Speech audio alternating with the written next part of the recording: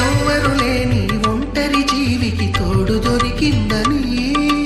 అందరూ ఉన్నా ఆప్తుడను వై చేరువయ్యావని,